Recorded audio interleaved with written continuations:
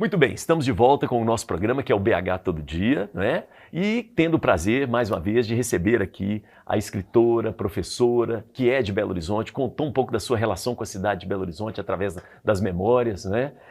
Conceição Evaristo. Então, muito bacana. E a gente ficou falando da exceção no último bloco. Mas eu queria aproveitar essa questão, assim, dessa sua, digamos assim, luta, mas essa consciência de classe também. E eu queria falar da questão das mulheres, tá? Hoje a gente vê muitas jovens, né, uma turma jovem muito unida, não é? Um retorno daquela coisa assim, ó, ninguém larga a mão de ninguém, a gente está junto. Mas durante um tempo, as mulheres ficaram meio desunidas assim. Mas entre as mulheres, por exemplo, que você conviveu, como é que se deu essa questão da amizade? Como é que é isso?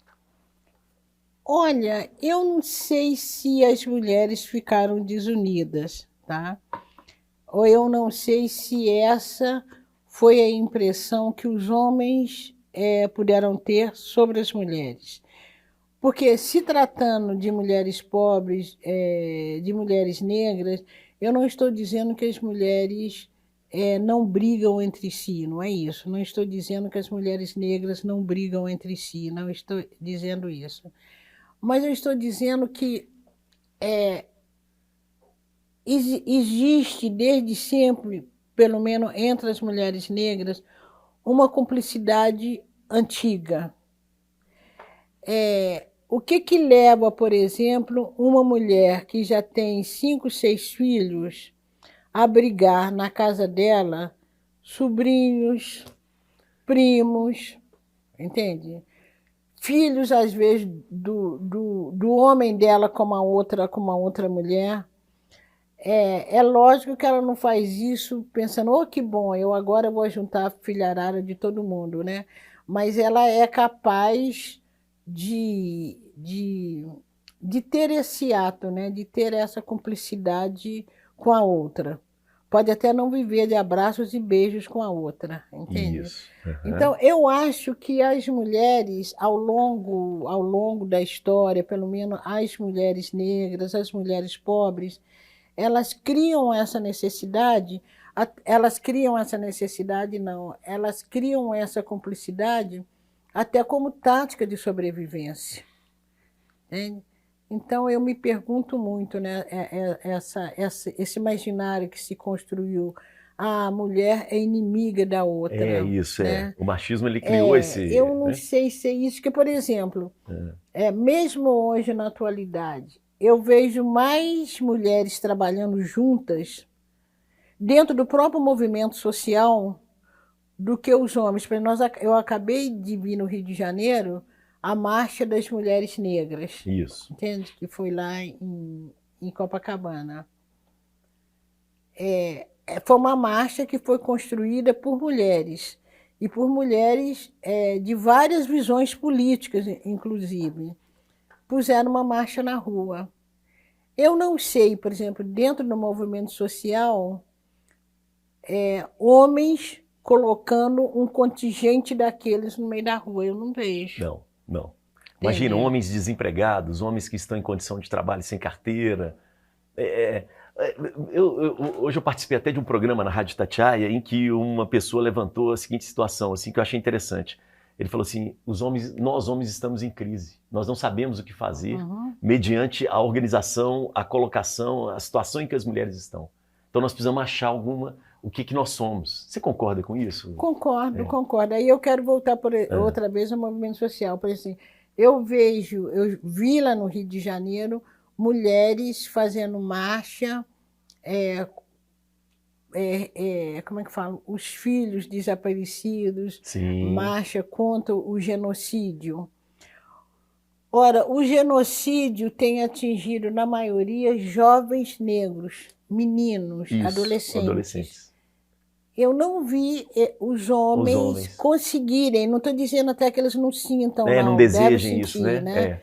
Desejarem, mas eu não vi os homens com esse poder de organização de ir para a rua. Você está falando dos homens desempregados, né? Olha que massa nós temos. Que massa, né? E por que essa massa não consegue? Então, talvez também, não quero ser algoz, não. Mas talvez os homens tenham entre eles um sentimento maior de competitividade, de competir mesmo, Isso. Aham. do que, do que as mulheres. Eu acho que é hora dos homens pensarem um pouquinho sobre isso, entende? Quem não consegue se compliciar com o outro, será que um homem consegue se compliciar tanto com o outro igual a mulher consegue se compliciar com a outra? Nós homens temos dificuldade, inclusive, de contar os nossos problemas uns para os outros, né? Os homens se encontram ali, mas conversam amenidades, vão Isso, conversar, né? A gente não, existe um silêncio isso. entre a gente, assim, né? Que faz muito mal, né? E justamente foi observando muito isso que me motivou para escrever Canção para Ninar, Menino Grande. E tem uma parte que é justamente isso, fala, os homens se ajuntam muito para olhar uma mulher, para falar, ô, gostosa, não sei o quê, Falar de ou então futebol, falar de né? futebol, você está entendendo? Mas E sobre a gente, né? acho que raramente os homens dividem com os outros homens suas dores, né? Até hoje um homem chorar é algo É ainda, algo, não é? Em pleno isso, século XXI, não é, Conceição? isso. É. Esse livro aqui, quem trouxe foi o nosso produtor, o Adriano, né, Adriano? Isso. É da sua mãe, não é isso, Adriano? É, legal. Depois você vai autografar, viu? Tá, legal. Muito bom. Deixa eu aproveitar aqui, por falar em amizade, eu queria que você falasse um pouco, no dia do seu aniversário, o Itaú Cultural fez uma live, você trabalhou no dia do seu aniversário, você é danada demais, 75 anos, e teve uma convidada, uma amiga, e eu achei fantástico aquilo, a Paulina Chiziane. Vamos falar um pouco desse encontro da África e do Brasil aí, né? Paulina, eu conheci Paulina num seminário muito famoso, em Porto das Galinhas, esqueci como é que chama aquele Em seminário Pernambuco, tá. de literatura, esqueci como é que chama esse seminário, foi quando eu conheci Paulina. E numa situação muito inusitada, porque eu estava numa loja comprando umas lembrancinhas, e Paulina chega e diz ela que quando ela me olha, ela pensou assim, o que a minha irmã está fazendo aqui? Entende? E aí a gente começou. E Paulina, acho que foi 2000, foi um ano antes, quando o Brasil foi na África do Sul. Sim. Foi quando o Brasil não, quando A Copa do Mundo, foi sim, na África do na Sul. África do Sul. Então, naquele ano anterior, que eu me lembro que a Moçambique, né, as estradas estavam todas sendo reconstruídas e coisa e tal. E eu tenho um encontro, eu já conheci Paulina, e eu tenho um encontro com Paulina aqui, lá. Isso. E Paulina me leva na Associação das Mulheres Moçambicanas, que eram mulheres que lutaram pela independência de Moçambique e que, logicamente, tiveram menos visibilidade do que os homens. Mais uma vez as mulheres se organizando entre elas. Mais uma vez ó, se organizando né? entre elas. Então, muitas dessas mulheres perderam marido, perderam os filhos, perderam casa, perderam tudo. E a associação se torna o suporte delas. Foi o momento mais bonito da minha vida em termos de celebração da minha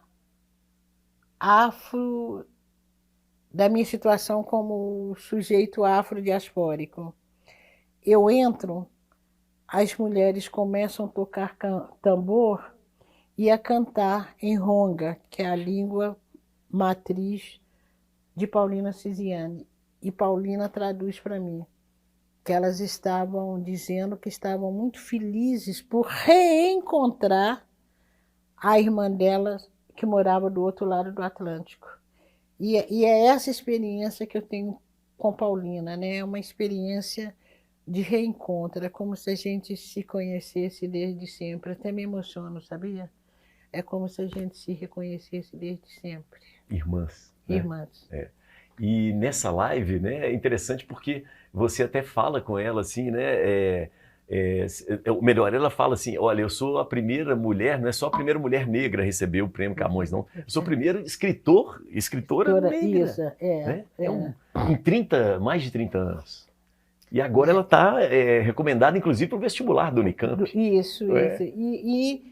E Paulina, né, ela não só a Paulina, mas as mulheres escritoras africanas, elas vão aparecer na cena Depois dos homens, né? Depois Isso. dos homens que elas vão aparecer na cena literária. E que bom, né?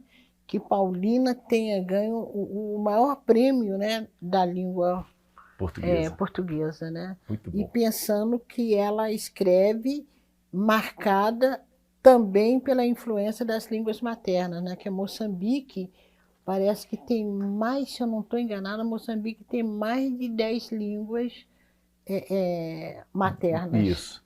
Conceição, qual que é a potência da amizade? A potência da amizade, para mim, ela é a potência que me sustenta. Eu sou uma pessoa que eu digo que eu tenho mais pessoas, né? Inclusive na minha dissertação de mestrado, eu agradeço as pessoas que atravessam o meu caminho deixando um doce sabor de ternura. Então eu tenho mais pessoas que, que se tornam um suporte para mim, que me ajudam, do que me atrapalha. Entende? Tem muita gente que já me atrapalhou, mas tem muita, muita e muita gente que me segura.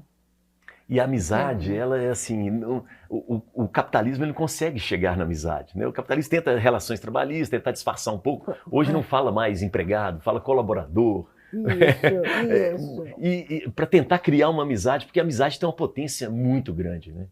Mas eu acho que essas artimanhas do capitalismo, né, justamente colaborador, eu acho que cria uma ilusão, porque o empregado, como é que fala? Na nomeação, ele pode ser até chamado de colaborador, mas ele não é o colaborador, né? É igual, por exemplo, no caso da empregada doméstica, Isso. quando era apresentada, né? A fulana é como se fosse da Se fosse. família, se fosse da família, né? Então, as palavras também, a gente tem que ter cuidado porque elas escondem, né? As palavras, muitas vezes, em vez de elas revelarem uma situação, elas escondem essa situação. É um jogo Né? de poder, É né? um A jogo de linguagem poder. Isso, é poderoso ali, é. né? A linguagem, ela comanda, né? Ela comanda, ela dirige. Outro dia eu estava até pensando, há tempos atrás eu estava lendo um texto até de um africano, ele dizendo, esqueci da onde, era um economista africano, um crítico, e ele dizia que quando uma nação exporta um produto, ela não só exporta um produto, ela exporta cultura. E eu fico pensando, exporta linguagem, porque há uns tempos atrás a gente não usava tanto a palavra acessar. Né? E quando a gente usa a palavra acessar, é muito ligado a uma linguagem da internet. Da internet, perfeito. Hoje, a gente usa a palavra acessar em relação a outra pessoa. Fulano é uma pessoa de fácil acesso? Acessível. É acessível, entende? E não era assim, não né? era assim. Né? Então, as palavras vão ganhando uma potência também, e uma potência que está marcada justamente por essas relações de poder, essas relações capitalistas, né? Por falar em palavra, eu vou agora entrar num outro assunto aqui, puxando um pouco a sardinha para o nosso lado de mineiros. Outro dia saiu uma pesquisa, Conceição, dizendo que o sotaque mineiro é o mais sexy do Brasil, ficando à frente do baiano e do Rio de Janeiro. E eu não noto muito sotaque em você. Você está há muito tempo no Rio, né? Mas o que você acha desse observer, do nosso sotaque mineiro? Olha, eu fico até... Você chegou aqui, a primeira coisa que você notou... observer. Tanto é que o meu texto literário, eu procuro, não sei se isso é possível, mas eu procuro muito dar esse acento mineiro. Na construção das frases, não chego para você ver. Não chega isso, tanto. Né? Não chega tanto. Mas eu gosto muito de levar um vocabulário para o texto, gosto muito de levar as palavras de origem bantas, né? Eu me lembro que quando eu estava escrevendo Ponciá Vicêncio, eu queria dizer, era uma frase seguinte, acho que só o pai de Ponciá não incomodava da semelhança dela com o avô. Isso. Aí eu falei, mas não é semelhança, é da parecença. Parecença. É da parecença, né? Então eu busco muito, né, esse vocabulário mineiro. Você gosta do sotaque mineiro? Quando você vem aqui, você nota a gente? Noto, assim? e quanto, por exemplo, o fato de eu ter ficado fora muito tempo, né? E já perdi muito do meu sotaque mineiro. Hoje eu já tenho esse S do carioca, né? As pessoas notam. Que é lindo também, né? Eu acho bonito. É bonito, é bonito. Eu gosto de sotaques. Eu também gosto muito do sotaque baiano, gosto muito do sotaque nordestino em si. Agora, eu acho que, sem querer essencializar, mas eu acho que o mineiro tem alguma coisa, né? Alguém diz que mineiro é bicho do outro mundo, né? Mineiro tem Eles localizam a gente fácil. Fácil, né? A gente começa a falar, fácil, você é mineiro. Por que você descobriu isso? Eu me lembro que uma vez uma professora de Minas, a professora Leda Martins, que eu gosto muito. Claro, ótimo. Leda Martins estava dando uma... Talvez nem ela saiba que eu observei isso. Ela estava dando uma aula na UF, né? E ela terminou a aula e qualquer coisa assim, ela estava com pressa, qualquer coisa assim. Ela falou, eu vou picar a mula. Isso é nosso, não é? Demais da conta. Isso é nosso, entende? Isso é nosso. Outro dia eu recebi um jovem atleta do Minas Tênis Clube, que é de São Paulo e está aqui há uns 5 anos. E ele falou assim, a palavra que eu mais gosto de vocês é o arreda. Ele falou, não tem sinônimo para arreda, Elias, é arreda. Ele falou, eu adoro essa palavra. Eu me lembro que na faculdade eu fiquei conhecida como a moça do arreda, porque numa sala de aula está todo mundo junto e coisa e tal, e eu queria levantar, e eu falei, ainda falei até com o moço, ô menina, arreda para lá. Ah, para quê? Fiquei como do arreda. Porque chega para lá, eu acho meio grosseiro, assim. O arreda é mais carinhoso, né? E esse negócio do trânsito aqui, que o pessoal fala, também eu só ouço agarrado. Agarrado. O trânsito está agarrado. É isso, né? Mesmo, o trânsito Belo Horizonte está agarrado. Tá agarrado. Nunca no Rio de Janeiro eu ouvi falar que o trânsito estivesse agarrado. Embora o trânsito lá agarre muito todo agarrado, dia, né? Agarradíssimo. Muito agarradíssimo. O Conceição, foi legal você falar do Rio de Janeiro. Como é que foi a sua ida para o Rio? É um concurso, né, que você foi fazer? Eu fiz um concurso porque eu tinha terminado o normal em 71. Eu queria dar aula e aqui nessa época não tinha concurso para magistério. Gente, que né? coisa. Não tinha concurso para magistério. E para você entrar aqui, você tinha que ter... Indicação, né? Indicação, né? Como QI. QI, justamente. Como eu ouvi dizer... Aí eu conheci 2 meninas que eram professoras. Eu conheci no Festival de Inverno de Ouro Preto. Olha, que eu ia para esses festivais também. Olha, que legal. E aí a moça me falou, olha, vai ter concurso no Rio de Janeiro. Aí eu fui... Sabe como é que eu chego no Rio de Janeiro a primeira vez? Na cara e na coragem? Na cara e na coragem e de carona. Ah, não acredito. Era naquele... De carona. Não sei se você conhece aqui o poeta Valdemar Eusébio. Sim, conheço. É pai da Gabriela, que é cantora, né? Cantora. Então ele, a esposa dele, a Gina... Você foi de carona com eles? Não, eles me levaram até na BR-3 para eu pedir carona e eu cheguei no Rio de Janeiro. Não acredito, mano. O que eu conhecia era justamente essas moças que eu tinha conhecido no Festival de Inverno. Aí conheci um rapaz junto com elas, ele me deu o endereço em Ramos. Eu cheguei lá, perdi o endereço. Não acredito, Perdi o endereço, aí...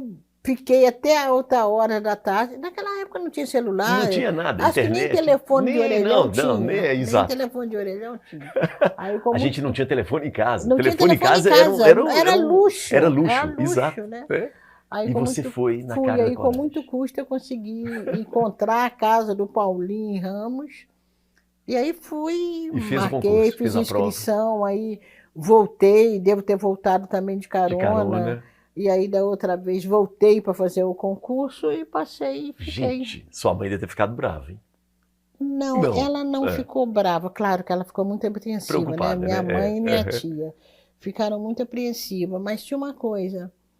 Eu era a que tinha possibilidade de arranjar um melhor emprego, de ajudar em casa. Então, não tinha outra alternativa. Eu não podia ter medo, elas não podiam ter medo, né? Uhum. Então, Cobrava com a carona. isso.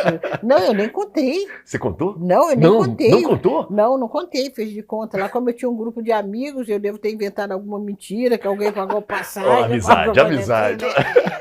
Nem Que contei. barato. Aliás, até para uma comparação com Rio e Minas Gerais e Belo Horizonte, eu fiquei curioso. Você falou da movimentação no Rio.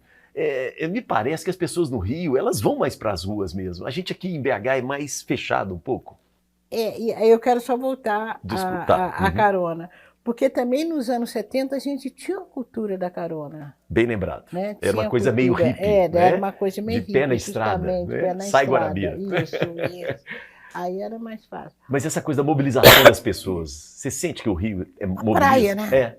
Tem a jeito. Praia chama, né? Porque você falou aí desse movimento, né, das mulheres irem para as ruas, das mulheres, né, protestarem. E a gente tem dificuldade aqui um pouco de ocupar as ruas. Mas no Rio tem justamente isso, a praia chama, né?